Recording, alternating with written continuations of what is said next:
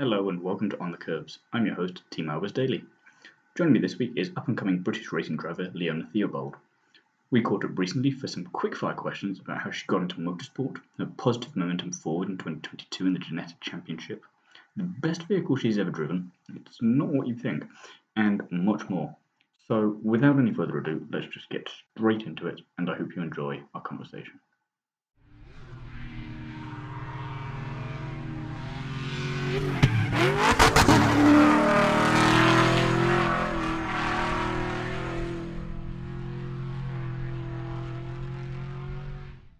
So, hi Liona, thanks for being here today. First of all, how are you? I'm good, thank you. How are you? Not too bad, thank you. So, first question I'd like to ask everyone that I talk to on here, what first got you interested in motorsport?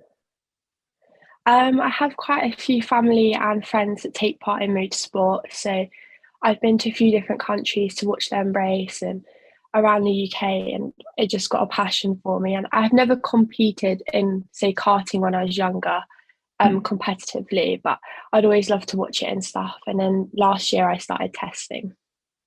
So, which countries did you get to go to for research?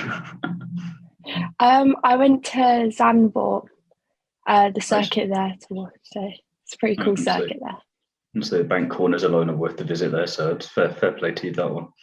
So, you're saying you only started testing last year. Then, what led to that? And tell us about how that all came into play.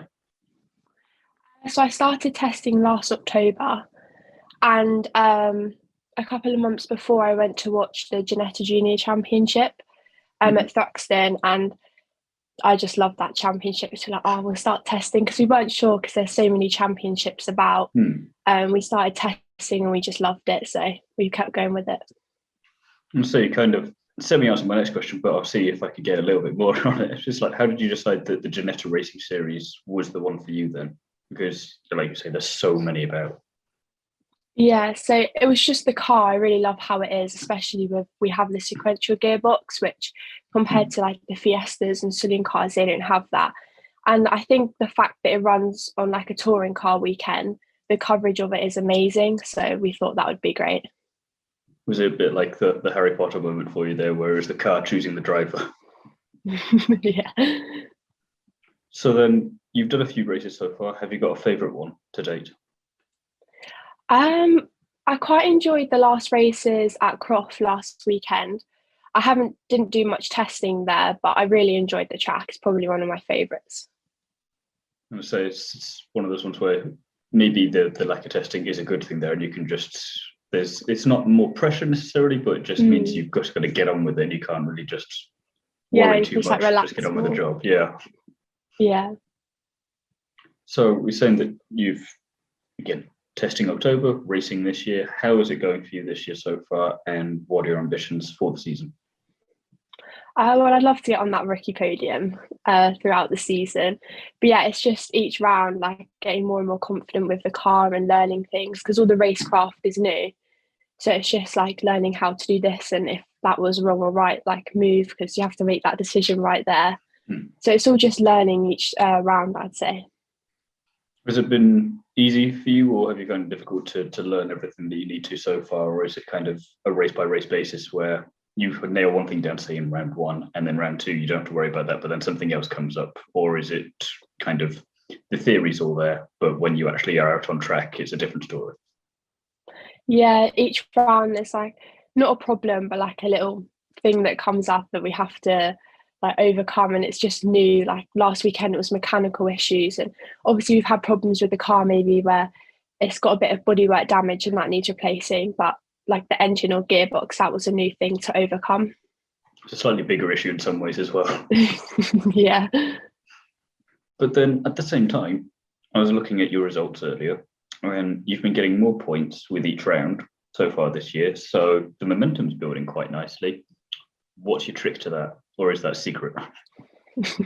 No, I think it's just like, obviously I've learned things from each race so far, and I just keep that in like the back of my head and just remember, well, that worked last time, so I could possibly build on that, and just kind of playing it safe really, because at Brands Hatch I didn't have the best weekend, so I thought I'd just like take it back and build up the confidence gently like over the weekends.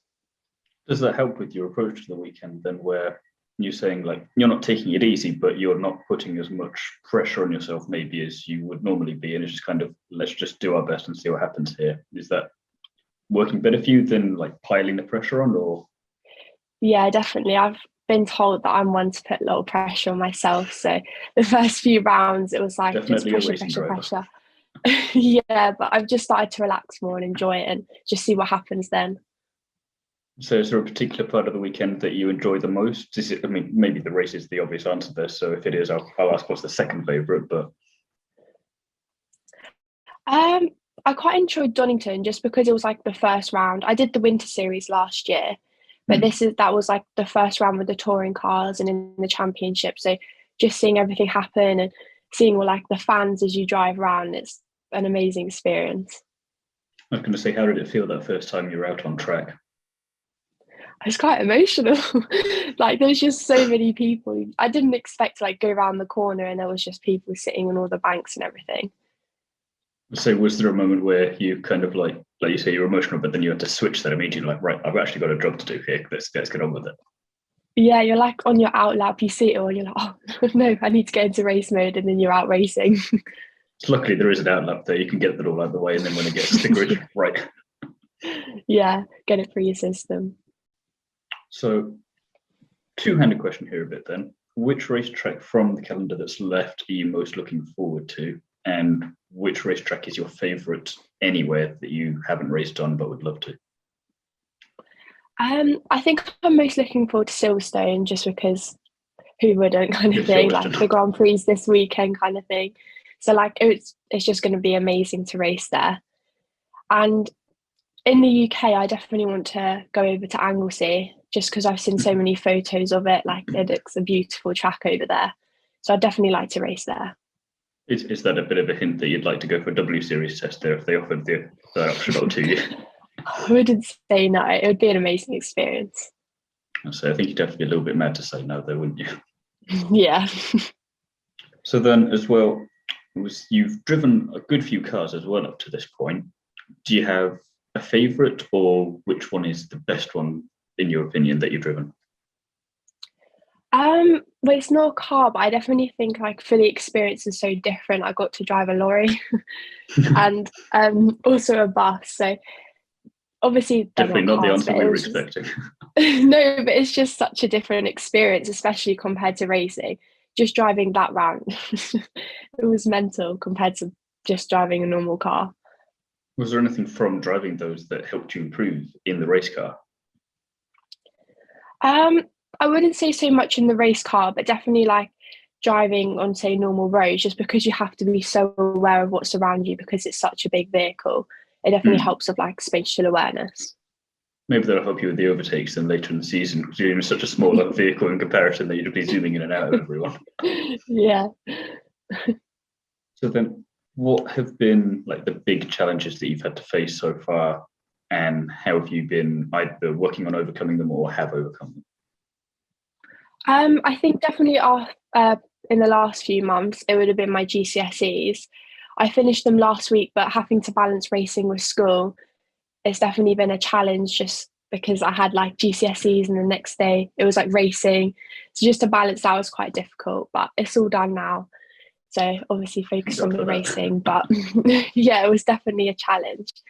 And I think just like getting into the car and it's such a high level standard of racing, you just got to kind of like relax and just you can do it kind of thing and just prepare yourself. It's definitely been a bit of a challenge compared to not even done the karting. Like just the whole racecraft and getting in the race car is sometimes a bit challenging. Was one of the challenges because you're doing GCSEs that either in the exam or when you get in the car, when you've just got to switch that mindset and be like, right, I can't be worrying about this exam right now, or I can't be thinking about the car right now. How difficult was that for you, or was it kind of smooth enough sailing? It was quite difficult to start with because as soon as you get in that race car, you just need to switch everything off. So it was quite difficult to be like, no, it's fine. I don't have a GCSEs or kind of thing. But yeah, you just thinking of a biology paper. Yeah, you just kind of had to switch off from it all and be like, as soon as I've like stepped out of this GCSE or out of the car, then you can start focusing on the other thing. Would one of the other challenges be, and it's kind of one of the things that it's frustrating to have to bring it up, but at the same time, we're still not quite there yet, that as a young woman coming up in motorsport, has that brought with it any challenges, or has your experience so far been actually pretty decent on that front? Because it can be a bit of a hit and miss sometimes, unfortunately. Yeah, it has been quite smooth. People do appreciate that, like, girls are getting more into motorsport, and it's a good thing because obviously it's a male dominated industry.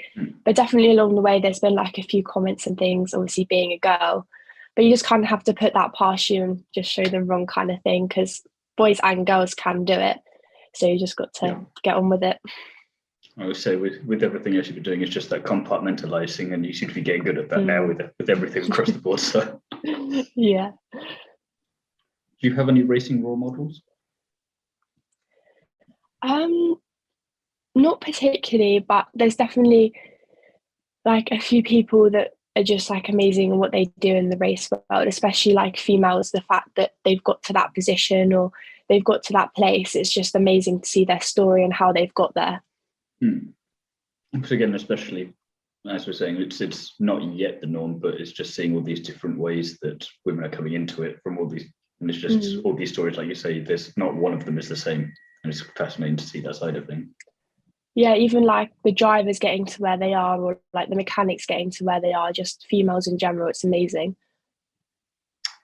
A couple of fun questions then, completely unrelated to motorsport, to finish off with. If you could go on a road trip in any continent, which one would you choose and why?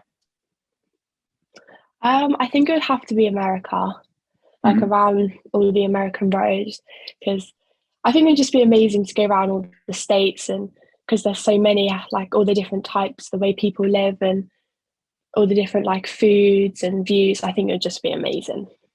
You got a car in mind for that? I think, to be honest, it'd be quite cool to do it in like an RV kind of motorhome, because then you can just stay where you want and like travel. I was thinking either that or a Mustang, so I was trying to see where you were landing on that one. RV is a good shout though, especially if you're in like Montana or somewhere. It's like, yeah, I could get lost very easily here. It's its own country. Yeah. Final question then. Would you rather be able to hold your breath for 5 minutes underwater or jump 100 feet in any direction at will and you'll land safely? I think hold my breath underwater. Okay. Yep. Quick and easy. No nonsense. Fair enough. Well, it's been an absolute pleasure chatting with you today. Thank you for your time and good luck with everything for the rest of 2022, and can't wait to see you on that rookie podium book before the end of the year. Thank you very much.